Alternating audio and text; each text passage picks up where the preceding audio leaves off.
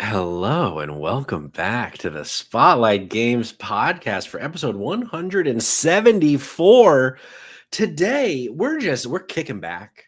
Myself, the dumpster boy. We're having a good time. We're talking, we're catching up. We're talking about games we've been playing, and we're going to talk about the Indie World Showcase that's coming from Nintendo and maybe some other light bits of news. But really, the ultimate thing that I need you to know, dear listener, dear reader, dear viewer, dear coal mines in the chat, we're just here to have a good time. And I hope you are too. If you're not here to have a good time, turn the fuck around and go home. Isn't that right, dumpster boy? Get fucked. Get fucked. This is Party Central over here, baby. Let's go. We got High Score Weekly in the chat. OG Crew, let's go. We are the original gangsters. Sure. Which I think is how you say Some that. say. Some say. Some say. Kain, how you been? I feel like I haven't talked to you much in general. So for all I know, you're dead right now. Yeah, you've been gone for what seems like forever. So it did feel like a long time. I was shocked you came back, to be quite honest. Yeah. Patrick, we're playing with fire tonight. Are we? Let me tell you why. For the first time in a year, I had a fried chicken briefcase, Patrick. Oh, what is a fried chicken briefcase? Okay, so it's eloquently known as the chicken briefcase is a rotisserie chicken. Okay. And so if a chicken briefcase. So hold on. So just a rotisserie chicken. You just go to Publix, we call that a briefcase. Exactly. Chicken briefcase because it comes in the briefcase type pack. Okay. Just okay. Fried chicken briefcase is when you get specifically the fried chicken family pack in said briefcase. So you get a fried chicken briefcase. Here's the thing. I haven't had one over a year at this point. Okay. Over a year at this point. I skipped lunch today and my wife was gone. So she didn't hold me to actually taking care of myself and eating food. So I went into dinner quite a hungry boy. And I'm pretty sure I ate half a fried chicken briefcase. And here's the thing. The term fried chicken briefcase is just so funny to me. Especially knowing that it's the little Publix bag. It's a briefcase. It's a chicken briefcase. Yeah. It's a fucking. I can't tell you how many chicken briefcases we go through in the Darty household. We use those fuckers for everything. I just didn't know. The thing is, I have never really quantified how many chicken briefcases or fried chicken briefcases I'm having because I didn't know the terminology. But now that I do, I'm ready to start counting. I'm ready to hashtag start the count. Start the count. It's one of these things okay, hold on. Mr. The Human Plays. In this economy, a chicken briefcase is arguably the cheapest meal on the planet. A chicken briefcase is like $6.99. It's true. That's less than that. In that fucker, that's a whole goddamn rotisserie chicken. I'm not talking small boy. That's a full fucking chicken. Okay? I do think, we'll let Mr. The Human Plays speak for himself. I do think he was referring to you and me in this economy because of how seldom you and me are on this show that we started. That's also true. Well, that's why I insult the audience. I could be wrong. Gianni in the chat though with a tier 1 sub for 7 months. We tip our hat to Gianni. Thanks for being here. And then also, of course, thanks for being here, Mr. The Human Plays. Gianni says, can I get one of those through TSA asking for a friend? I do believe he refers to the chicken briefcase. Honestly, you probably could. I don't see any reason why. I don't see any reason why TSA would be like, can you not take food? You can't. A chicken biscuit? Pretty famously, you can't take food through TSA. Well, then nope, you can't get the chicken briefcase through. I take that back. Now, if you check a bag, because I just went through this, if you check a bag, you can have food in there. And here's the thing. They say you can't bring food or drink, but 8 times out of 10, I'm getting food and drink through that TSA. You have it in one of these Hydro Flask, hydroflask.com/spotlightgamespod for 10% off. That's not real. That's not a real code. But I feel like you can get through TSA with all sorts of things these days. Now, interesting. I'm not saying I'm bringing any sort of weapons or BOMBs came in. I'm not saying I'm bringing those through TSA, but I'm bringing the occasional protein bar. I don't eat protein bars. That's just the first thing that came to mind. Technically, a chicken briefcase is also a protein bar if you look at it the right way. You know, if you really consider it and think about it, you make a great point. It's not wrong. Is the thing. So it's so true. Cayman. I digress, Patrick. The whole point of that. Yes. Let's get back to the point. Is that once I stood up, the counter started, and we're gonna try to make it through the entire show without me shitting these overalls. Oh no! But I mean, overalls have pretty good. What am I trying to say? They have pretty good. The word I can't find the word. I don't know if this is brain fog or just me being an idiot. That's how you where it keeps it all intact. Wouldn't overalls keep it all in like a diaper? I think there's a wetness involved that seeps through. I think the thing is like, can you really break in a pair of overalls without taking a big fat wet shit in a pair? Meanwhile, the audience listening to this week by week is like, can you bring back the other people?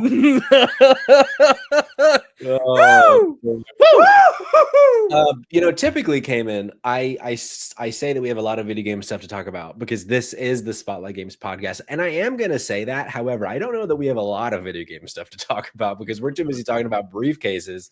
But we are going to be covering the latest and the greatest in the world of video games. You can get it by subscribing to our YouTube channel at Spotlight Games Pod or by searching for Spotlight Games in your favorite podcast app. And hey, you can be on the show by tuning in as we record live Tuesdays at 8 p.m. Eastern time right here on twitch.tv/Spotlight Games Pod. So be like Gianni, be like High Score Weekly, be like Mr. The Human Place, be like Coal Mines, be like the one person I've not said hi to yet, Kayla Gray 6, the homie KG in the chat. Be like them.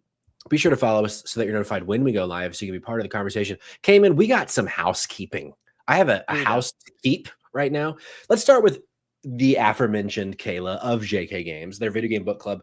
They're wrapping up Tears of the Kingdom next week over on twitch.tv/JK Games Podcast, Monday, 9 p.m. Eastern time to close out the first game of the book club. So if you haven't caught up, you have all week to catch up for the finale of Tears of the Kingdom. And also they announced that on the 25th of this month, they're going to be doing their next game, Tiny Bookshop. Patrick, you might be saying, but if next week is Tears of the Kingdom and then the 25th is Tiny Bookshop, what about that week in between? It's going to be vibes. They're going to be catching up on news, catching up on other games they've been playing. A little intro, or no, not a little intro, a little intermission, as it were. So if you're not already following JK Games, get into the book club. It's a really fun time over there. I binged all of it over the weekend. I had a great time. This is an endorsement of JK Games Video Game Book Club. And then also tomorrow night, not right here because we're on twitch.tv/SpotlightGamesPod, but over on twitch.tv/DropInDropout Pod. Myself, Kayla Gray, Cognitive Clips, Jake Twitch, and we're going to be streaming Grounded 2 for the second week in a row. We're having a really fun time, or we had a really fun time last week, so we're bringing Grounded back. We're going to be starting about 9 p.m. Eastern time for that. So I know High Score Weekly is fucking thrilled that we're not going to be doing something at 8 Eastern. But so 9 p.m. tomorrow night over on Dido. Come watch us play Grounded. And then finally this Thursday, myself and Jake Twitchin, potentially Jerica, TBD on Jerica. We're going to be doing a Donkey Kong Bonanza spoiler cast. If Jerica can beat the game by Thursday, she's going to be included. Otherwise, it'll be me and Jake. So if you've beaten Donkey Kong Bonanza, join us on Thursday. If you haven't, you have a couple days. And here's the thing.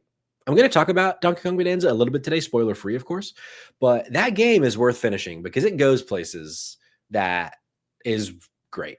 And I think I would have been sad if I got spoiled on it. So catch up on Donkey Kong Bonanza so you can come join us for the spoiler cast this Thursday.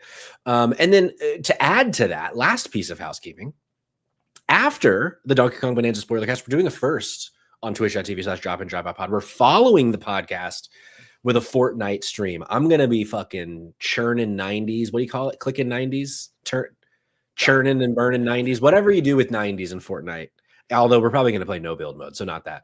We're going to play some Fortnite. I guess Halo is dropping a season or something. I don't know. I'm just the talent. I don't know anything about Fortnite, but we're playing Fortnite on Thursday after the pod. Cranking 90s. Thank you, Coins. We're going to be cranking 90s on Thursday over on twitch.tv/drop-in-drop-out-pod. And you would know all of these things if you were in the Discord. Go to dropindropoutpod.com to join the Discord. Because not only do you get to keep up with all of the podcasts and shows and video essays and things within the drop in drop out sphere, but you also get to be included in little questionnaires, little discussions for each of our episodes. In fact, we have one for today's episode of Spotlight Games about what we've been playing. So yeah, we're going to be doing that. If you join the Discord, you can be a part of it. I know there's some people in the chat right now that submitted that I'm going to be reading their responses later here on the pod. So dropindropoutpod.com, join the Discord. Cayman. Yes. I feel like I know. I was about to say this. I won't shut the fuck up about all of this, and it's time for me to stop. Rabbit128 in the chat says I'm cranking something. You fucking wish, brother. You fucking wish. Cayman, we like to start our episodes here with what we've been playing, and the funny thing about today's episode is that's kind of like all we're doing. We're gonna talk a little bit of news, but we have so many games we've been playing. We're gonna be catching up on. So, Cayman, where do you want to start with what we have been playing, brother? All right, let's start with Legacy of Kain Soul Reaver. This is going to be a quick drop in, little quick one for you. So I picked this up. It was on sale the other day, and I think I snagged it for quite, like, I don't know how much I paid for it, but it doesn't matter. Either way, this game is a good reflection of the things that have occurred over the years and how maybe sometimes some games are just much more difficult to play in today's climate because of just controls and mechanics. Sure. I've really struggled with this, which is funny because I'm going to talk about a game that's just slightly less old here in a little bit. But yeah, I don't know. I put like a few hours in, like probably halfway through the first game. And man, it is tough to control. The camera feels fine, but man, it's tough.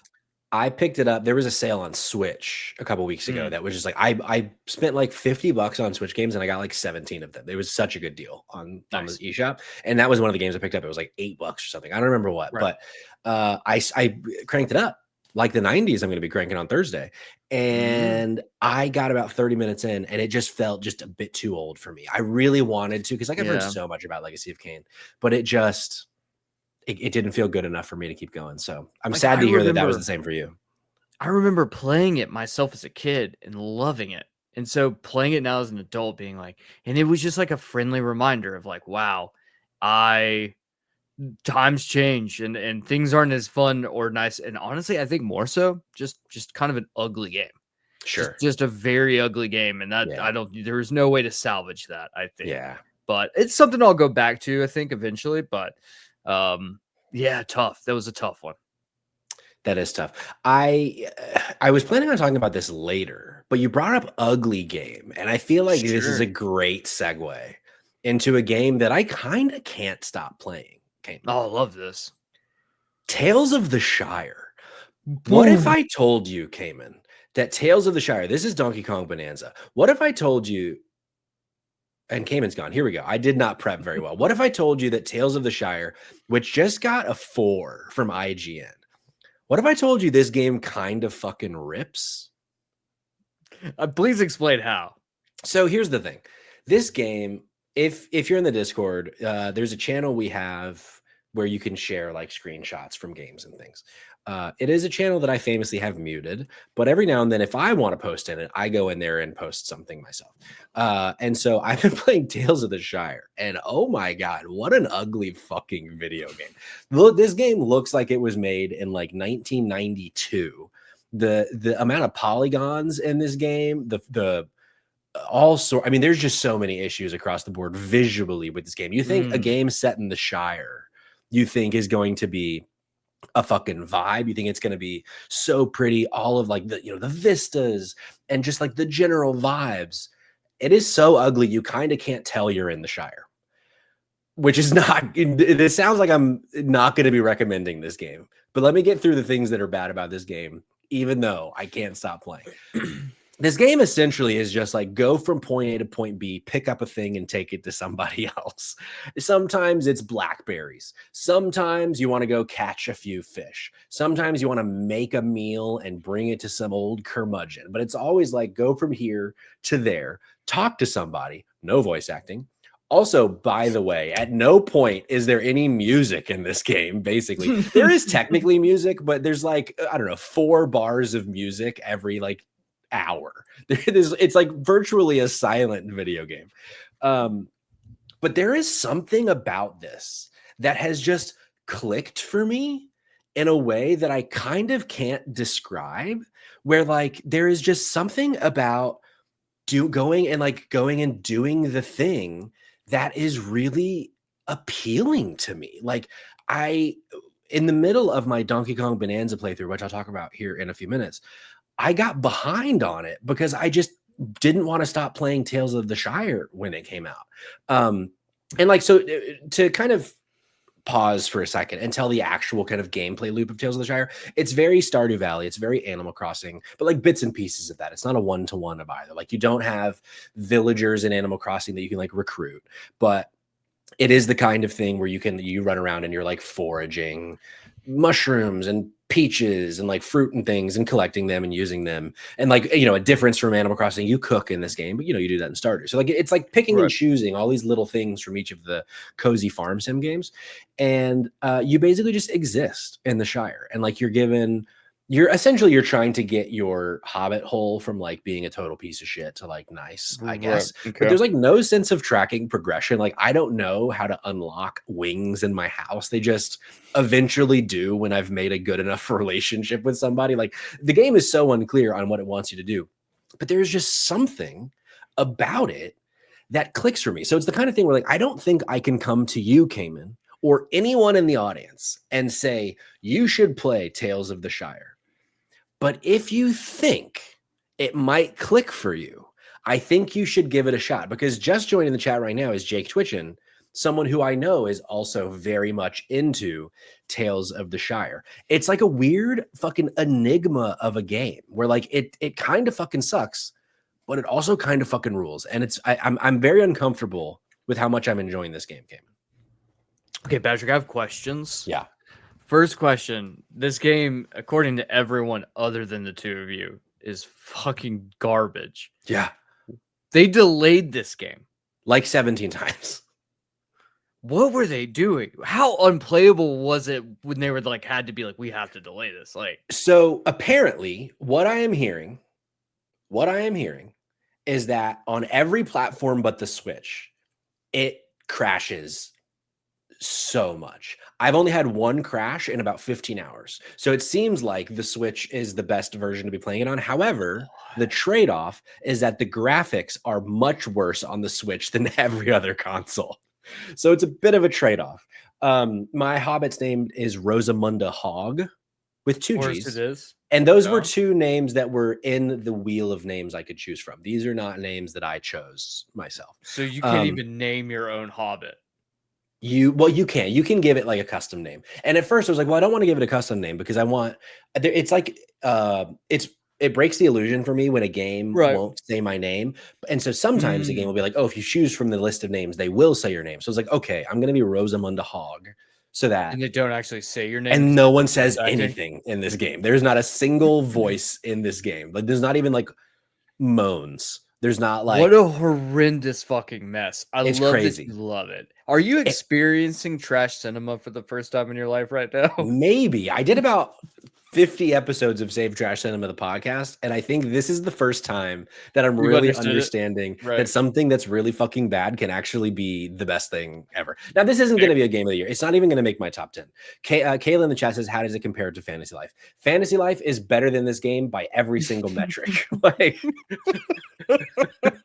there isn't a single thing about Tales of the Shire that is better than Fantasy Life, other than like you happen to be existing in the Shire, except the game looks so bad you kind of can't tell. Like it doesn't, when you go to your house, when you go to your hobbit hole, like, you know, for Lord of the Rings fans, you can envision Frodo's hobbit hole, Bilbo's hobbit hole, whatever. There's this very clear vision. They try to do that in this game, but it is just such a mess that you kind of can't like really but then Jake in the chat says accept the metric of how much LOTR IP it contains. It's like, yeah, like, so Jake is like, Sam's wife is in this game, fucking Rosie Cotton, is that her name? I think there's so much like Lord of the Rings lore in this game, but like characters that you are is just in passing in the movies, but if you've read the books, they're all over the books. But like they don't do anything with it. It just happens to be there. It's like there's this weird dissonance where you would think this would be any fucking Tolkien obsessed fan's wet dream, because you're existing with fucking, I can't think of anybody other than Sam's wife. There's other characters. I mean, Gandalf's in the game. Right. Light spoilers. The game opens Light with him spoilers, and his fucking crusty fingers.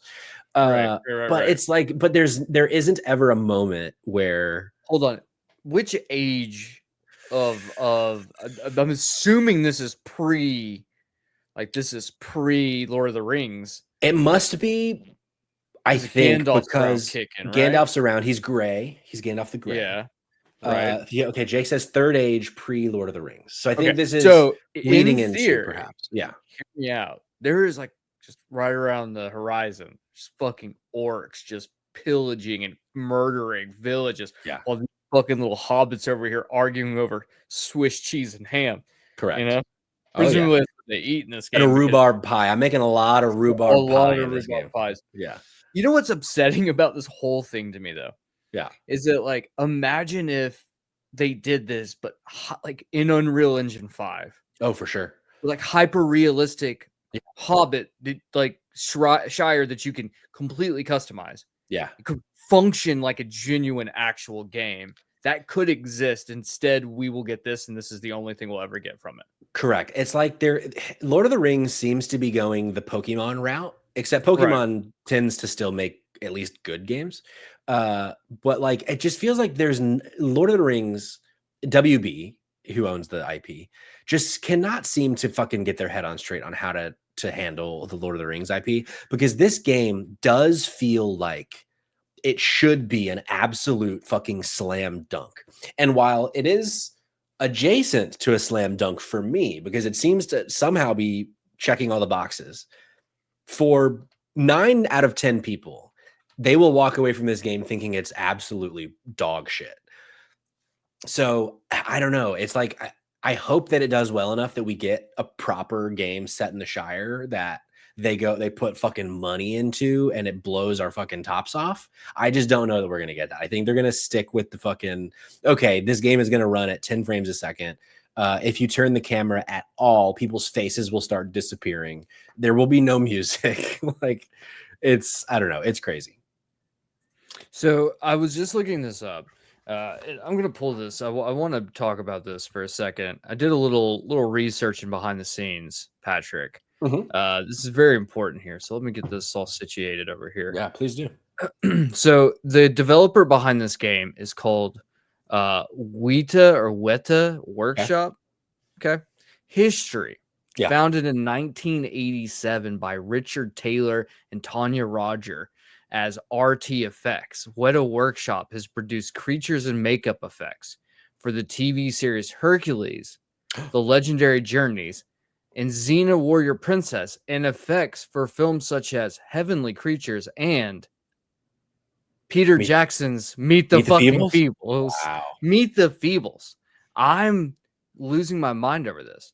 And then it seems like they started making video games at some point or something. Jake says this is their first game. Maybe they pivoted from which Meet the Feebles to absolutely Tales fucking of the Shire. terrible. Right.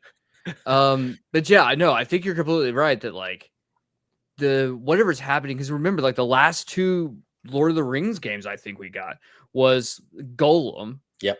Which was awful. And then what was it? The something to Moria. Yeah, it sounds like the Mines of Moria, some survival mining game. Also awful.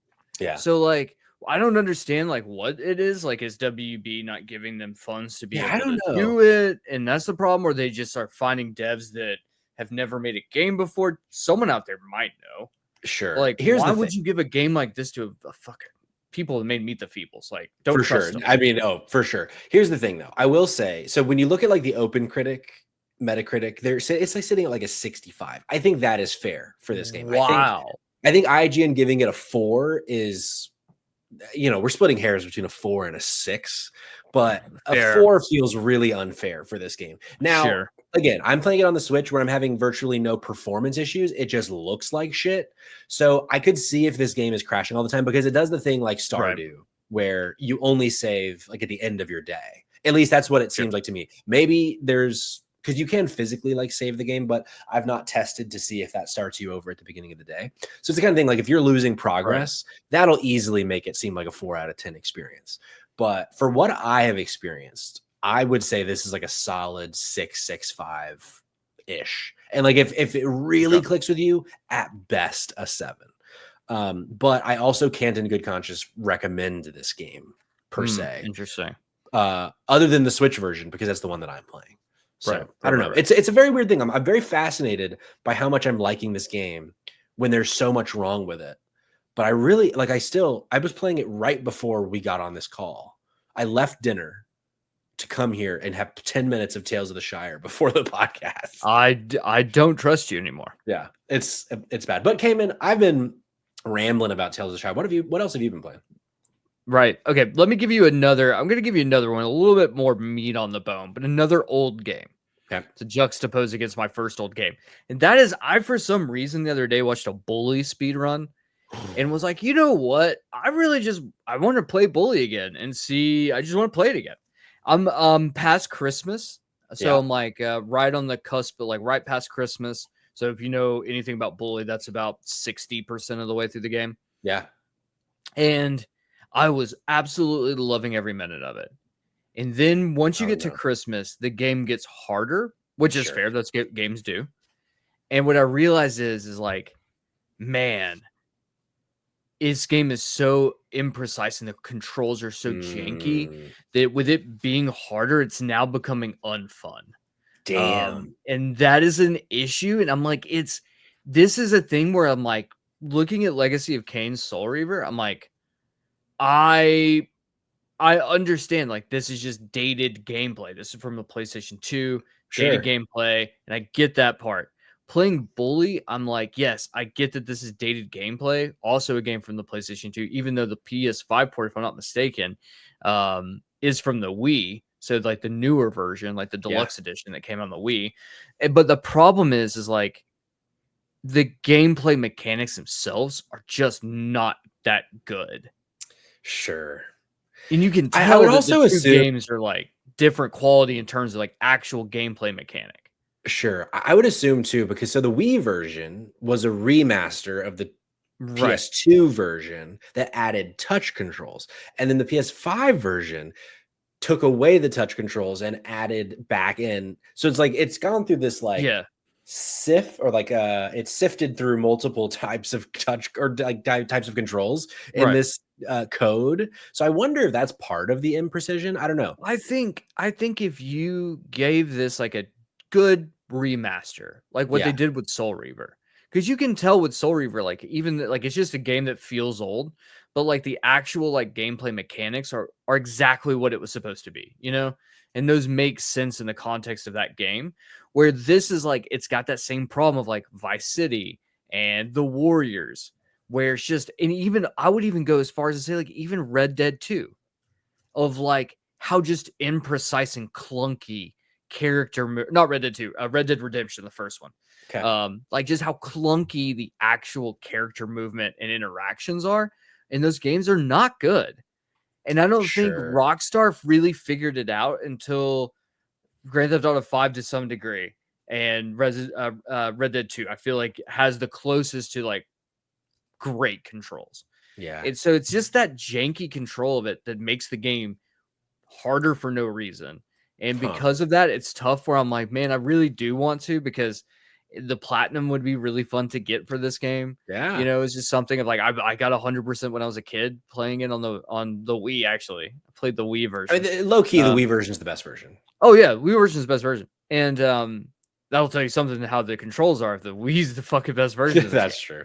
But yeah, like just playing it now, I'm like, man, like I do wish there would be some sort of nostalgic hit for it, and there was, but I don't know if there's enough nostalgia for me to like Sure. stick with it. Do you think has the boat sailed on new Bully from Rockstar? Like they're just a Red Dead and Grand Theft Auto company now, right? Like they're not I gonna do think Bully so. again. Yeah, I think so. I think we may get like the Grand Theft Auto treatment where they did like the remaster, but even then, I don't think so. I think the thing is uh with Rockstar, they're just I think for 2K specifically, the best thing that Rockstar can do is just stay out of the limelight. Sure. Just like, hey, you're about to make a $1 billion+ game that is going to rattle like the games industry when it drops. Do not do anything stupid. And I Sure. think that doing a game like Bully actually sets them up for controversy that they don't need, because having a game be remastered about like sneaking into the girls' dorm and stealing their Sure. panties and making out with the lunch lady who looks like Frankenstein, or like just all of the rampant shit like animal abuse and the slurs You that are make thrown very good around, like, points.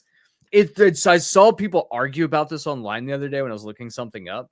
And they were like, just think about the games that have come out. Of course we could get this. Like, no, we can't, No. because it breaks the taboo. The one taboo you cannot break unless you are some game on Steam that no one ever like Sure. you get whispered about on like weird channels, I do is fear the woke media liberal hive mind would keep Bully from us. I think you're making a right. great point. Because there's, a lot of things there that's just There's a lot of really problematic things in Bully that I forgot about. yes, and replaying it, I was reminded of like, whoa, you dropped the R bomb a lot. Not good. And Damn. it's wild, man. It's wild. It's wild, yeah. Let's just do a cut of it. Cut out the bad stuff, and I just wanted to go trick or treating one more time in Unreal 5. You know what I'm saying? Patrick, do you mind if I throw it? Because I got a bunch that I'm gonna go Yeah, through. and then So if you let me go just do one more, and then I want to bring in some from the audience. Okay, fantastic. Okay, let me talk just briefly. Want to bring up that I did play a little bit of Borderlands 3 just to get wet my whistle a little bit in preparation for Borderlands 4. Wow, I forgot how much I hate Borderlands 3. Yeah, This game sucks. I was an apologist I never for played it, it. but man, going back and playing Borderlands 3 does not feel good. And not Yeah. because this is dated or anything. I just recently replayed Borderlands Remastered. Significantly better controls. Really? Feels so much better. Feels Borderlands. This does not feel like Borderlands, and it felt gross playing it. And I was like, I am not having fun. And now I am very concerned about my enjoyment for Borderlands 4. I've talked so much shit about Borderlands 4, and if Borderlands 4 comes Right. out with good review scores, Cognitive Clips has justifiably a lot he can throw in my face. He Sure. For all I know, he's been taking clips throughout and screenshots in the Discord about all the shit I've talked about his pick of Borderlands 4. But it's because the track record is so bad with Borderlands. Right. But word on the street, we got new writers. Previews were very positive. That's it true. might be a return to form, which, egg will be on my face. But at the end of the day, it'll be a win for everybody if Borderlands gets back to Borderlands. Because it'll be a win for me. You're the one that introduced me to Borderlands. You were like, you played one and you were like, you have to play this game. And I played it and I devoured the first Borderlands way back on the PS3. Loved to and have not, I wouldn't say I love to. I liked to. And I've less than liked, I've basically disliked anything since then that they've done. But I didn't play Tiny Tina's Wonderlands, which I hear Tiny Tina's Wonderland. Here's the other thing too. I can't remember which came out first. I want to say Borderlands 3 came out before Tiny Tina's. It did. And Tiny Tina's feels good to play. Borderlands 3 does not feel good to play. Yeah. And I don't know why. Like, I really don't know why it doesn't. I don't know. And maybe it was just when me trying to play it, but yeah, it did not feel good and was like, but you're right to that point. There has been a lot of good, positive murmuring coming out of all these review sessions. So I'm excited. I think there's some good there. Something exciting. Yeah, I hope so. Because I never want a game to be bad. I just expect anything that Randy Pitchford touches to be bad. But maybe this one will be better. Speaking of Cognitive Clips, Yeah. he submitted in the Discord that I talked about earlier in the show what he has been playing. Cognitive Clip says Persona 3 Reload whenever I have a decent chunk of time for it. Otherwise, dabbling in trying to roll credits in Eternal Die or do a little Mario Karting. Cayman, have you had a chance to touch the Switch 2 yet? Have you played Mario Kart World? Nope. Haven't touched it. We got to make that happen. We got to Yep. have a Patty comes up to the woods. Ooh, Bring yeah. the Patty Switch comes 2, up play to a the little woods. Mario Kart World. Yeah, we can do some docking. Yes. That's We things can- you can still do with a Nintendo product, right, Doc? Oh, you mean docking our Switch 2. Got it. Ooh. I see. We did well. Evan That was Brando good. show. Your mortal enemy. Evan Oh, Brando my show. nemesis. Your nemesis says, finally hooked into Persona 5. This shit is so good and nobody thought to mention it. This fucking guy. This fucking piece of shit. Yeah. Also, Kayla, also in the chat. Coal Mines, I'm going to read yours. Don't worry. Kayla, a lot of Tears of the Kingdom for obvious reasons. The aforementioned Tears of the Kingdom book club. Also, Grounded 2, which we're going to be playing tomorrow, which the aforementioned Grounded 2 stream tomorrow on twitch.tv/drop-a-pod. And also trying to finish Life is Strange 2. Any Life is Strange 2 knowers? That's the one Life is Strange game I've not played. But I was listening to an episode of the book club recently, and apparently Life is Strange 2, very depressing, very dark. So we love that. Very interesting. Today's economy. Oh God, I know. Kayla's saying she's never played Borderlands. I have a feeling that if Borderlands 4 hits, there will be a Dido crew and a Dido stream for sure. Oh fuck yeah. No, 100%. Easy 4-player co-op situation. That'll be very fun. Would do. Cayman. Yeah. A quick one for me. I don't have a ton to say about this game, but I have been playing Wheel World. Have you seen this? Have you heard about this? Tell me, it looks like an art style of a game that I would sink way too much time into. Yeah. So Wheel World is a little indie game that came out. I had it on my Fantasy Critic team and they fucked me with only 6 points. And I've only put like an hour into this game, so I really can't speak a ton to it. But as you can see in the B-roll, art style, gorgeous. It's giving Dungeons of Hinterberg, which we're going to talk about at some point tonight. But you have this bike and you do like races and you try to find things in the world. And it's pretty simple. It's like you're essentially trying to upgrade your bike by finding pieces, winning races, that kind of thing, so that you can take on essentially like the Elite Four. There's a hot dog bike. You saw that. That was a quick one. Bike. Yeah. I haven't come across the hot dog bike yet. Let's pull that back up on the look at that. Oh, I just missed it. Oh, there it was. But I really want, God damn it, I really want to find the hot dog bike. That's kind of all I want with this game right now. But essentially, there it is. You're trying to get your bike good enough and your racing skills good enough to like beat the Elite Four in this Wheel World. It's on Game Pass. So it's like, if you have an Xbox or you have a PC with Game Pass, super easy buy-in on this one if you have it. I do think this, for me, is a huge missed opportunity for it not to have launched on Switch. I think if I could have bought this game on Switch for 20 or 30 bucks or whatever, I would be playing it so much more. But it's one of those things where there's just some games in my mind I think of as a portable game. And so it's hard for me to justify taking the time to sit down with it on the big screen. Gianni in the chat saying really enjoyed Wheel World, not perfect, but super enjoyable. Mr. The Human Plays loved the demo. Like there is a good game here. I just wish that it was, for me, a little bit more accessible. And I'm sure like we have an Indie World showcase this week. I wouldn't be surprised if they give us a date for Wheel World at the showcase. Sure. But I do think, Cayman, this might be a game you fuck with potentially. I like this. It's on, and for people that don't have Game Pass, it's also on PS5 and Steam as well. But added to my wish list on PlayStation 5. Cool. Let me go ahead and I'll knock out a few of these because I got a few more, Patrick. So I'll be quick. Let's talk about a game that looked just like the game that you just showed a video for. Dungeons of Hinterberg. I platinumed it. So just give you Patrick has reviewed this game before on the show. I don't feel like it's necessary to tell you like necessarily what the game is. Patrick, give him a score. What would the score would you give him? This ended up being in my top 5 of last year. I'd probably give this like a strong 9 out of 10 personally. I love this game, but I think the objective reviewer would give this like an 8. It just really clicked for me.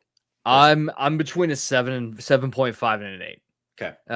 Yeah, and I think truth is it's a good game. It's a fun Yeah. game. Platinum, this is where I think the problem becomes. Like, I think maybe I started to lose interest because of the platinum, because Mm, you really don't need to do everything the game has to offer. If you don't want to, sure. you can just beeline through the entire game. So doing the platinum is one of those where it actually introduces you to a lot of different elements, and things that you may not have seen on an initial playthrough. And so I do think that that's a like worthwhile venture to try to get the platinum, but I think the platinum is grindy, and it Sure. really overstays its welcome by the time you're done, from just things that aren't necessary, like, oh, complete the monster parts quest. And Oh every yeah. time you deliver monster parts, we reset the clock, and you end up being like, okay, well, I'm at the end of the game, and I'm now just running the same 6 dungeons over and over and over again for like 5 hours to get all the stuff I need. That's not fun. That's tough. And right. And so that's where I'm kind of like, you know what? I think you can just bypass the platinum on this. No need to get 100%. Still a fun game though. I definitely Yeah. recommend. You can get it for really cheap right now, I think, on PlayStation 5, and it's on Game Pass too. So You know what I would say? I wouldn't say this is a 9. I would say this game is a 7 that I love like a 9. that's fair. Yeah. I think Like a Dragon, and the first one. Mm-hmm. Or Yakuza 7 Like a Dragon. I feel like that's probably like a 7.5 that I loved like a 9. Yeah. And it's fair. You know, there's just little issues with it that are still feel Yeah. unpolished. Okay, I'll go drop. Let me give you a funny story, Please do. Patrick. Please do. I started up Banishers Ghost of New Eden. Oh no.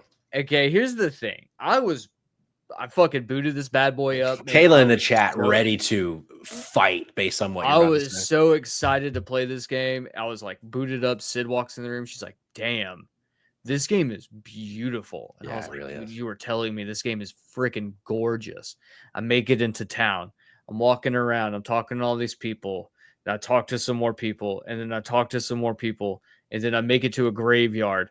And I pick up things and talk about the things I picked up. And then I fight like 2 enemies. And then I fell asleep. Oh I no. woke up with the death screen because I fell asleep and got attacked and didn't wake up for it. Oh no. I think that this game is going to be really good. I'm excited to get back to it, but man, that opening, and I've sat through the Persona 5 opening so many times now. Sure. The opening of this game does not sell this game at all. Yeah, Because you I just do agree. nothing but talk to people and read things, and then have so minimal like activity. Woof. Yeah. Zonk the fuck out. I did the PlayStation has like a you can play the first hour for free type trial Right. situation, and I didn't finish that first hour, and I was very excited to play this game. But Yeah. Coal Mines in the chat says first hour or the start is very boring. I do agree there, but it's fucking fantastic. And Kayla Right. says I do fear there's a lot of discussion, and that's the thing. I don't think a game like I am totally cool with discussion in a game. I love it when they talk a bunch. But man, that first hour is tough. And I do at some point want to go back to it because I've heard great things about the rest of the game. Yeah. And that's the thing. Like, I'm totally fine for story and stuff. And it's a very interesting and cool world that like starts off. But dude, I don't know what it was. I needed something to get me going. And there's not a lot that happens for the first hour. Like, it's very ho-hum and just like moody, ominous with really no tension. Sure. And so like I'm not invested at all, and that got me. I'm gonna throw one more in there, Patrick, for good measure before I'll let you jump, because I know you're gonna want to chat a bit about the next one. Jusant, I got the platinum for Jusant. That's also on game. It's also on PlayStation Plus this month. I got the platinum for Jusant. This is one you don't need to do. The platinum is just find every collectible and beat the game, essentially, with a few little fun trophies thrown in, like do something funny with a certain thing and or XYZ, right? Just like to make it fluffy. I suppose, in terms of the list. Game itself is really cool. It's great. Short. I loved Jusant. Yeah, it's just a cool game. It is. The physics in this game, though, are baffling at times. Yeah, and they're so fucking funny doing like crazy ass shit with it. I honestly only needed a guide for like a very small portion. So like getting everything in one run doesn't change anything to get 100%. There's no like, you don't get any like unlockable costume or something you could do for the thing again or anything like that.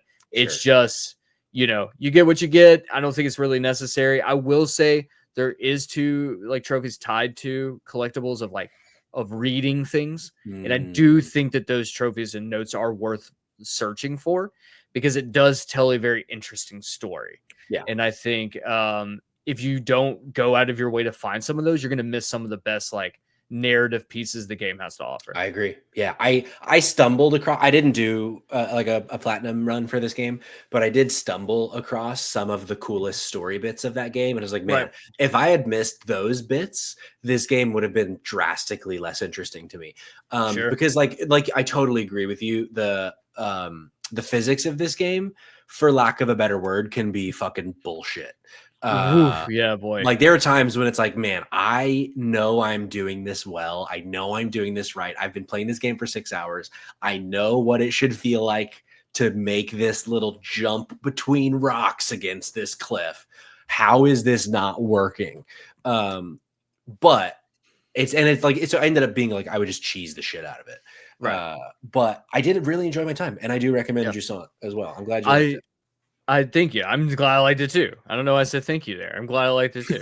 You're welcome. You're one last thing I will say is it was really funny going back and replaying when I was like getting a couple missed collectibles in like the first level.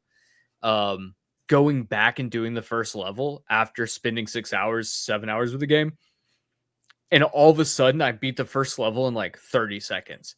And I was like, holy fucking shit. Like how much better you get at the game.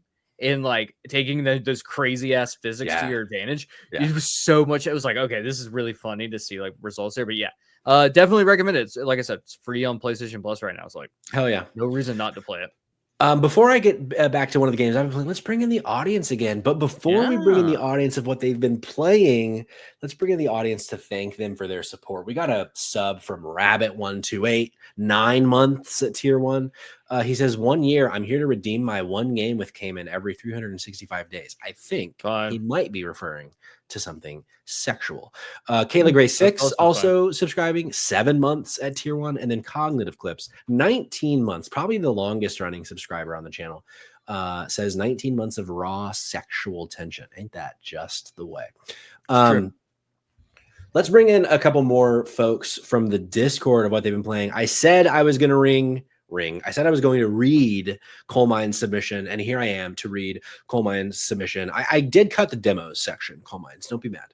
But he's been playing a few games. He says, Final Fantasy 16, it fucks, all caps. Fucks. Love the presentation, the story so far, about 2/3 of the way through. Also, Avowed, he finished the first zone.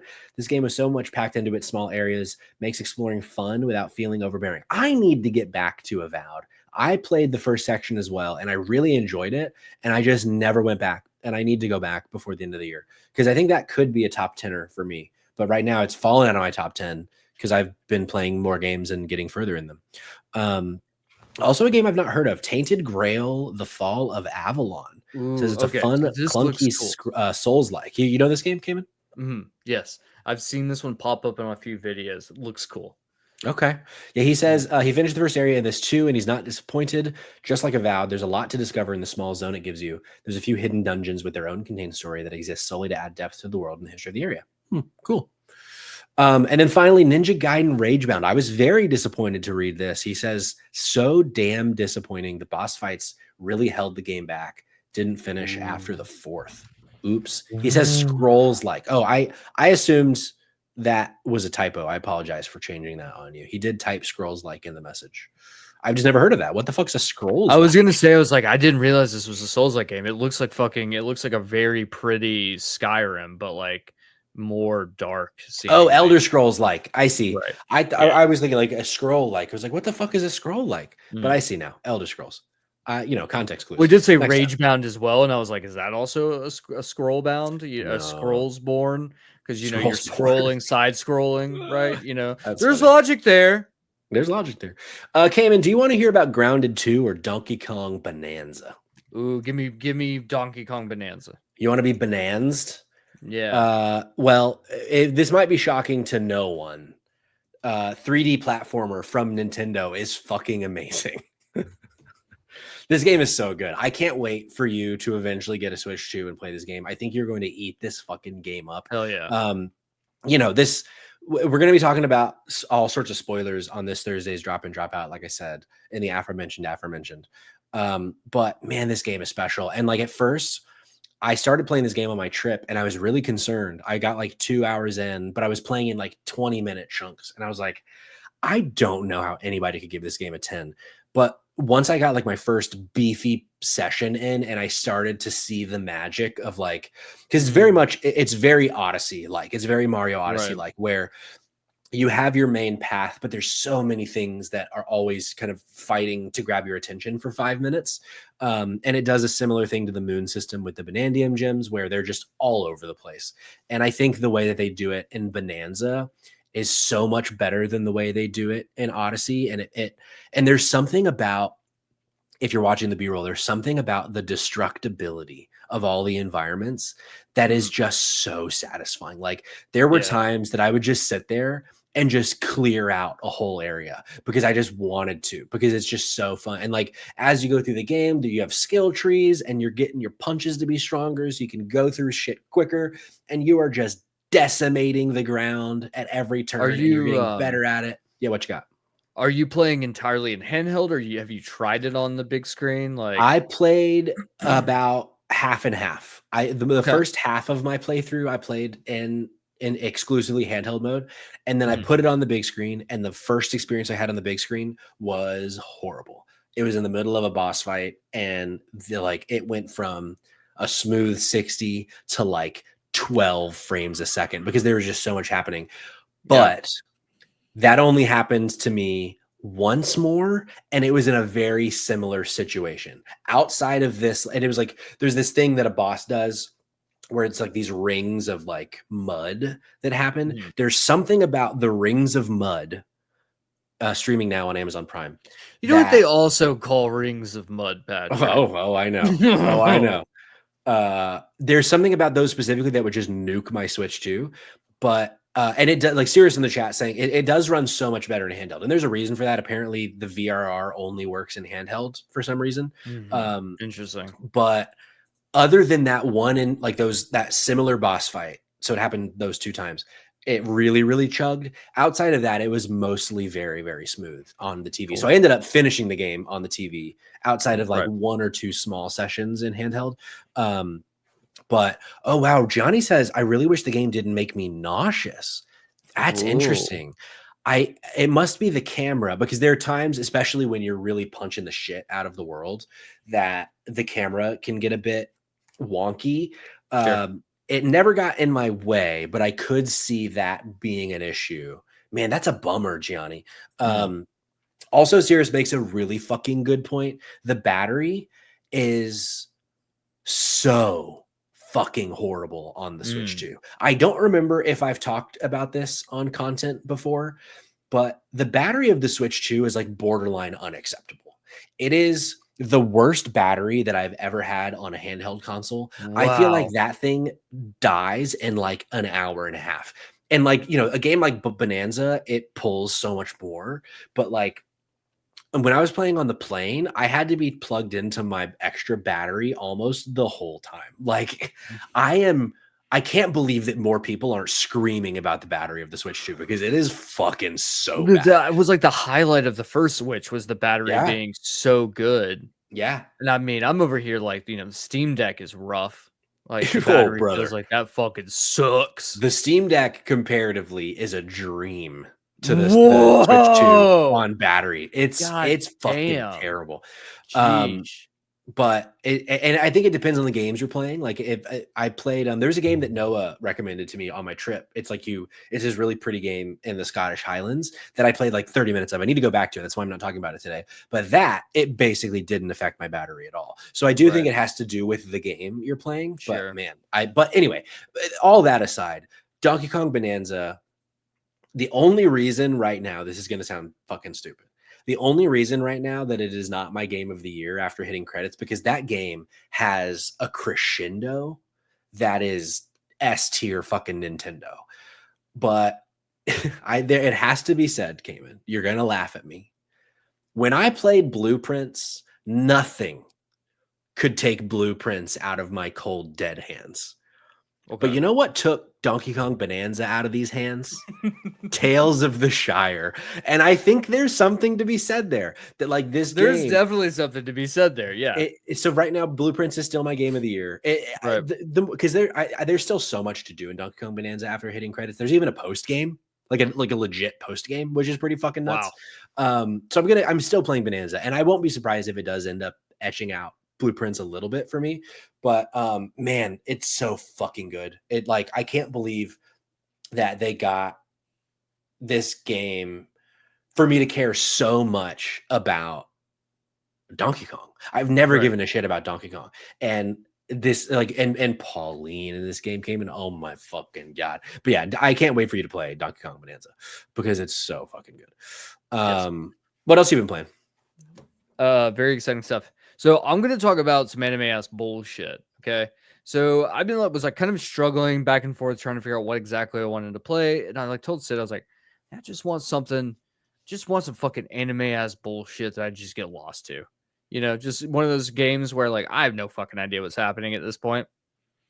I'm 20 fucking hours and I don't know fucking shit. Am I having the fucking time of my life? Absolutely. And that game is Scarlet Nexus. Ooh. This game came out, I think, last year maybe or the year before. It kind of like flew under the rug. It is some anime ass bullshit. It reminds me of a little bit of like a Tales. So like Tales of Arise meets Near Automata. I think is like the blend there. It's not like a bullet hell, but like it's got that vibe of Near of like post-apocalyptic world where things are all fucking weird and there's like conspiracies abound about everything. There's also chicks with white hair, you know, so like I love white hair. Near. In this game, it's action like an action JRPG, which I fucking love. It's really smooth. Man, the combat is so fucking smooth in this game. It is silky. The combos that you can do in team ups and all the little elements that go into it. It can be a bit basic at times, yeah. But I think ultimately, though, it is just so much fucking fun. I've been having a blast. Been playing a mix between on the portal and on the TV. The soundtrack's great. It's very like sci-fi JRPG soundtrack. It's got a cool art style. Like it's just a anime ass fucking game. And if you know me, you know that I love that shit. Oh and yeah. So what I love here, let me tell you the crux of what makes this game cool. Yeah, please is that the game is split between two protagonists, and you play the game as both. Well, you will play the game as one. And then while you are doing your story, the other protagonist is fucking around, intersecting with your story. So that when you beat the game, you then turn around to play it as the other protagonist and get to see an entire other side of the story. But it's what's great about it is that the story itself is just all of these wild ass conspiracies and shit of like brains and monsters and people living on the moon. And it is fucking insane story, but you getting pieces of it while being like, I know I'm about to turn around and play as the other character and get to learn so much. It's just a really cool fucking concept. And looks like it has a good platinum. So hey, I couldn't help but laugh because you were like, the story kind of makes no sense. And Cole Mines is like, I have no idea what the plot was, but it fucks. Cog, who is actively creaming his leathers like Nutger Hour in the chat, saying it came out the same year as Arise and it's not nearly as narratively deep. And then on the screen goes, a mind-bending story, unlike any other, or whatever it says. It's just like, apparently the story is dog shit. But hey. I couldn't tell you what but I think that's what's fun is I couldn't tell you what the fuck's happening with this story. Yeah. But what I can tell you is like every time there's a big reveal, holy shit, it's dramatic as fuck. I love that. But that's the thing is like, you know, anime. Yeah. I that is a game that I have almost started no less than a dozen times. And 11 of those 12 times has been on the portal. As I scroll through the games that you can play on the portal, it's like, oh yeah, I've heard this game is good. I need to try it. And then Coal Mines was saying you can get it for like $5 at GameStop. There was a time it was on sale on one of the platforms for like $9.99. I was like, maybe I'm gonna buy Scarlet. I got it's on sale right now. You can get the deluxe edition, I think, for like $12. Amazing. So amazing. Or $8, I think, for just the regular. So, like, if you haven't picked it up yet and you're like on the fence, it's literally you can get the base version $8. Just like, why not? Like, there's no reason not to at that point. It's a it's a dumpster dive at this point. There you go, Bubba. Yeah, I wouldn't buy it, because it's on PlayStation Portal, PlayStation Plus, fucking streaming service came in. But apparently, Cog says it might be on Game Pass too. So who knows? Came in. I believe if I'm keeping track accurately, we each have one game left to talk about. We do. But before we get to those, I do want to read the last two from the Discord. One from the homie Jake Twitchin. He wrote, and I read a direct quote. Currently playing with my video games. Zelda and Tales of the Shire and secretly League of Legends like a little fucking gremlin at 4 a.m. most nights. That sounds about right. Yeah. That does sound about right. That sounds as Jake Twitchin as it comes, spelled as you would expect. Oh, yeah. And then Gianni DeCrosta, a lot of Ninja Gaiden Ragebound, which instantly shot up my GOTY contender list. So we have some competing opinions on Ragebound. Coal Mines did not finish. Gianni saying GOTY contender. Also giving Ghost of Tsushima a second shot. Oh, wow, I took my glasses off. Turns out I can't read without them. Currently a few hours in, and it's still aggressively good and nothing more, LOL. Can also confirm Jin Sakai is still the most vanilla protagonist ever, LOL. That's incorrect. That was an incorrect opinion. Yeah. Cognitive Clips, did you read mine? Cognitive Clips, I read yours fucking first. Grow up. Where's that 19 months, motherfucker? Rewind. What was it? Speaking of vanilla protagonist, Cognitive Clips. No.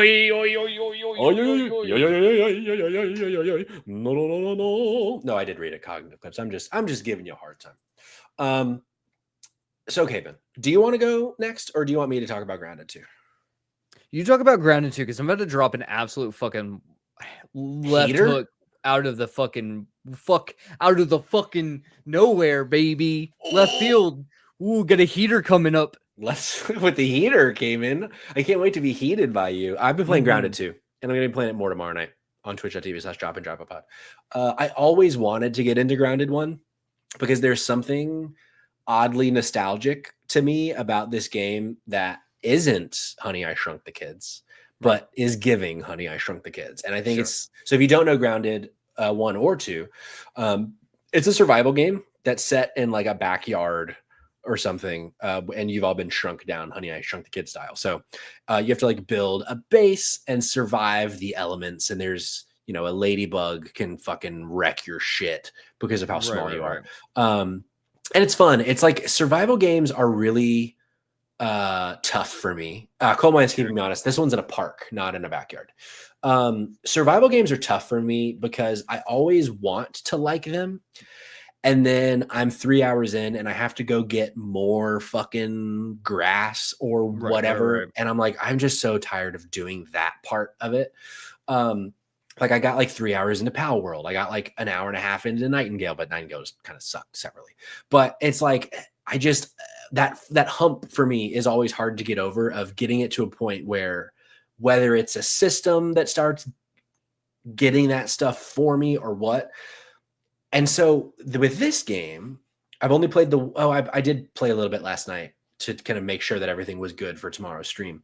But I think that there's something to be said about this game of actually playing it multiplayer, which I think is the way that they intend for you to play it, where now all of a sudden it is a burden that all four of us share. And like, this is not going to be some revolutionary take. This is just a new thing that I have uncovered because I never like playing games with people. That turns out playing a survival game with friends is better because you all get to share the burden of doing the chores, essentially. Sure. So I'm very excited to get back to Grounded 2 tomorrow with Kayla, Jake, and Cog, because like the aesthetic is so fun. It's like a very whimsical vibe. And it's telling a story, which is interesting. Like, sometimes these survival games don't tell a story. Oh yeah, the Dune one is one that I really want to play, but it's just like I just don't think I have it in me to play a Dune survival game. Sure. Anyway, so I don't know. I'm enjoying it. I'm interested to see what I think tomorrow after a couple more hours with it. If I get back to that point of like, I just don't care about survival games, or if the friends I've made along the way is really the key for me to like survival. We'll see. But yeah, twitch.tv/drop-and-drop-a-pod tomorrow night, 9 p.m. Eastern for more Grounded 2. Love it. I'll be tuning in. Hell yeah. tuning in. Oh, Colemine says, I want the Dune one to come to PS5 so bad. I didn't realize that's not on PS5. That's dumb. Maybe it's only on PC. Interesting. That's stupid. That's dumb and stupid. Those fucking Cayman, nerds. Cayman, you ready for heater time? I'm ready for heater time. I'm going to tell you about a game that should not be good. Yeah. And that is Teenage Mutant Ninja Turtles Splintered Fate. Ooh, You've never heard of this game. No one's ever heard of this game.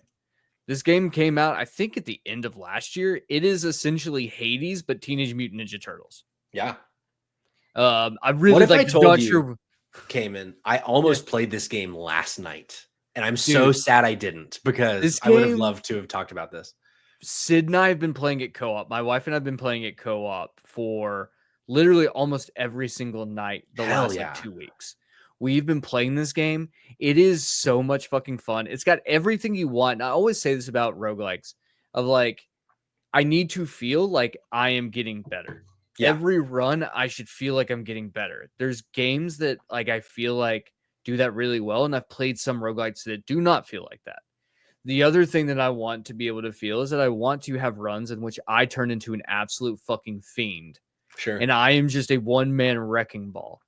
And the game does that really fucking well and asks you to be smart about your builds and ask you to like understand that like if you do certain things, you can get combo moves that will add up so that you end up with like even bigger, more special legendary moves that just absolutely will wreck someone's shit. And it's one of those things where I'm like, it's got the hooks in like a Vampire Survivor almost. Yeah. Like, well, we died. Let's jump back in. Fuck. There's gauntlets that'll like add to, so you have like additional challenges you can do where you get more rewards. Those rewards go to like, you know, unlocking more things that you can do. So it's cool. It's really fucking cool. It's a little, and here's the one caveat. Okay. It's a fucking AA game. Sure. It's going to be a bit buggy. There's times where it wigs out a little bit and there's some glitching and stuff like that. Overall, though, not worried in the slightest. I have a couple questions for you. Yeah, hit me with it. Because I am so sold on playing this game now. First question, is there any story that's worth talking about? Yeah, we haven't beaten it yet, so I can't say too much about the story exactly. Okay. It's very much like a standard roguelite of you're gonna do a run, you're gonna die, you come back with more information about what's happening in the world. Cool. Essentially, Master Splinter has been kidnapped. Sure. And so classic Master Splinter's been kidnapped, and all of these weird portals have popped up everywhere. So you need to go hunt down Shredder because he has Master Splinter. Obviously. Oh wow, we got to Shredder, kicked his ass, but there's now a big bad entity that's pulling the strings that is now asking us to continue to do more runs to get to it, while throwing curveballs and things like that, where it's fun. Like, it's very simple. It's not going to give you Hades level story. You know, you're not going to be like hooked in all these like relationships and dynamics, but it's filled with a ton of Teenage Mutant Ninja Turtle lore. Your interactions with the characters inside your home base. So the characters you aren't playing as, like the turtles, or people like, you know, Slasher or Casey Jones or April or Metalhead. It's got a ton of lore in it, which I think is really good for people who love the Teenage Mutant Ninja Turtles. It's exactly what I want. It's exactly what I want for a AA game. And it's just each turtle feels unique too. Who's your main? Who are you maining? I'm maining as Michelangelo. Yeah, sure. Sid I'll be a Donnie, Donatello. So I'm normally Donnie on everything, but Donnie has like a larger health pool and is like really defense oriented. Nice. So was like, because you know the game's not easy. I mean, it's a roguelike. So it was like, Sid, play him. I'll play Mikey. Mikey has like the lowest health pool, but also can do like a lot of area damage and multi damage. Essentially, you turn him into like try to stack as much damage as humanly possible. Nice. And so I've been playing as him, and then she was like, Sid was playing the other day like by herself while I was like doing something, and she was like, "So Kain, I just want to tell you, like, I'm not a Donnie guy. I'm a Leo girl. Yeah, I'm a Leo girl." And so she's excited. She's trying a new character. She's like, this character plays even better than the one that I like. This is more me now. So she's really excited for us to do another couple runs to go through. From my understanding, It's like 8 runs to beat the game, but keep in mind there's all these gauntlet challenge modes and all these things where you can fight the bosses, and the bosses will have different attack patterns. Like you'll go in and be like, oh, it's Mystic Kai, oh, it's Shadow Kai, oh, it's God. And I'm like, so those like, so then you have to kind of like prep around like what the version of the bosses that you're fighting at that time, which is cool. It's like there's a lot of thought that went into this. So there's a lot of things you can do, I think, in it. Yeah. We're about 8 hours in, and we've beat Shredder 3 times. Okay. So we've got a few more runs that we need to get to, and we're also doing challenge and gauntlet shit and getting stronger. So look, here's the thing. Sleeper hit. Yeah. You can pick it up right now, I think, for like $10 or $15. Oh, I can't wait to play Just this like game. I'd highly recommend it. Like if you like Teenage Mutant Ninja Turtles or roguelikes, like play this game. It's great. My official ranking of who I think I'm going to like the most in this game is Donatello, Casey Jones, Leonardo, Raphael, Michelangelo. Yeah. That's my official guess. Well, I'll report back. Because here's the thing. I'm going rogue. This game is going to be streamed either on Spotlight Games or on Drop In, Drop Out. 4 players, online co-op. Oh, yeah. Jake is already in the chat down. There's rumblings. High School Weekly had a Turtle Jamboree idea. Ooh. This is happening. I want to do this so fucking bad now. I know technically our next Jamboree is the Hot Dog Jamboree, which we're gonna do. I'm not gonna like change that, but this is happening. I'm very excited for this. I didn't realize that it was like a co-op roguelike fucking Oh yeah. Oh, I'm in. Oh, I'm so in. Oh, I'm so I can't ready. tell you how the online couch co-op smooth as fucking butter. Smooth as butter. Yeah. Gianni shooting the shot saying, put my name in the hat if y'all need a guest for the Turtle Jamboree. Oh, Gianni co-op stream. Might happen. Who knows? Okay. That's all we've been playing. It only took us an hour, 11 minutes, and 39 seconds. We can burn through this little news spotlight. I'm going to just wrap the new Nintendo Indie World Showcase into the news spotlight. Came in this Thursday. We're getting an Indie World Showcase at 9 a.m. On YouTube, hosted by Nintendo. Do you think this is when we finally get Hades 2 or a Silk Song date? I hate to say it, but I think I might be with Jake. I don't think we're ever getting Silk Song. I do not think we get Silk Song at the Nintendo Indie World Showcase. I think that's a Gamescom thing. If it's going to happen, it'll be Gamescom. But I don't think Silk Song is not going to be at Nintendo Indie World Showcase. I don't think. I can't wait for that game to fucking come out and us finally get to learn what happened behind the scenes that has caused this. Like 7 years now, right? To make a game that looks like that. Yeah. Fucking wild. Hades 2 though. Hades 2, there's a chance. Gamescom feels like a Hades 2 kind of thing for me. Honestly, I don't know if we're gonna get really much. I think it's gonna be a 15, lot of. They're giving us 15 minutes, so it might just be like some game, small things. It's like a snake, fucking snake with pants. Math. Yeah, snake with pants that teaches math, like that kind of bullshit. That'll probably be like a 9, honestly. Right. But yeah, I don't know. I hope that we get a Hades 1.0 date, but Cirrus saying Shadow Drop, that's getting me moving. Dude, Cirrus, you were on some crack cocaine, brother. I don't think so. Also, it ain't happening. Noah joins the chat, says, first words I heard were Kain saying fucking butter, so I can only assume we're talking about his latest sexual conquests. That's true. That's true. You assumed correctly. That is true. Right. Yes. Yeah, I don't know. I do hope that we get Hades 2, but we'll see. Also, speaking of Nintendo, they announced that they have sold 6 million Switch 2 copies, which normally we don't like report on console sales. But the craziest fucking thing came in is that they also said that Mario Kart World has sold 5.63 million copies. That's a 97% attach rate. That's fucking nuts. Are you shocked by that? There's not many games on the Switch 2. Sure. But still, 97%. That's pretty fucking wild. That is pretty fucking wild. Is 6 million at this point? Like, I'm not going to be crazy to say this, and someone out there's going to slap the piss out of me in a second, but like, is this a good launch? I don't feel like this has had the fanfare that the original Switch had. Like, I think at the beginning, well, it was really hard to get the Switch, which I think helped boost up its like conversations, but I do believe there was a story about that. Yeah, this is the best like console launch in terms of sales that has ever happened. So I think it's just because it is quote unquote easy to get a Switch 2. Like you can go into a lot of stores today and get a Switch 2. I think it just seems like it's not as big of a deal because it took people months to get a Switch One. So I Right. think that's the difference. Fascinating.